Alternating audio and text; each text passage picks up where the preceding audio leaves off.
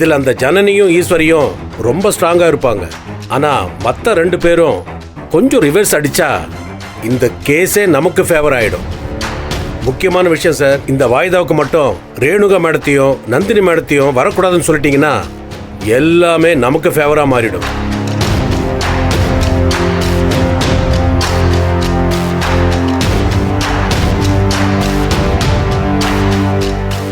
இல்லைன்னா ஒன்னு சொல்ற நல்லா கேட்டுக்குங்க, மொத்தத்துக்கும் கஷ்டமா போயிடும், பரோலுக்கே ப்ராப்ளம் ஆயிடும்.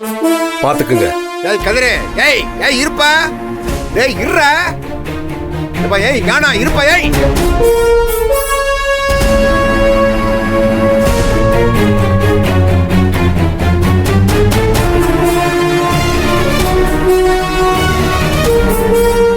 ஏய் என்னடி தெனாவட்டா உட்காந்துருக்க? எந்திரி, கேடுச்சுல்ல? இனி கோர்ட்டு பக்கம் போன மீறி ஏதாவது நடந்தது வேற கதிரை பாப்ப.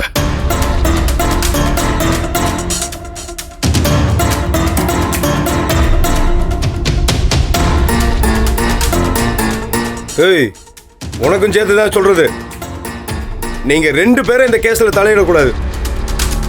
வேற யார் போனாலும் சரி அதை நாங்க பாத்துக்கிறோம். ஆனா நீ போக கூடாது, புரியுதா?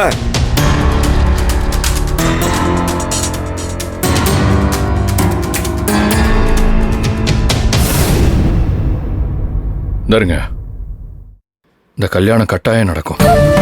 எங்க அண்ணன் நினைச்ச மாதிரியே ஊரை கூட்டி கிராண்டா அந்த கல்யாணத்தை செய்வோம். இந்த கல்யாணம் கண்டிப்பா நடக்கும். அதுக்கு அண்ணன் தம்பி நாங்க 3 பேருமே பொறுப்பு. இது சத்தியம்.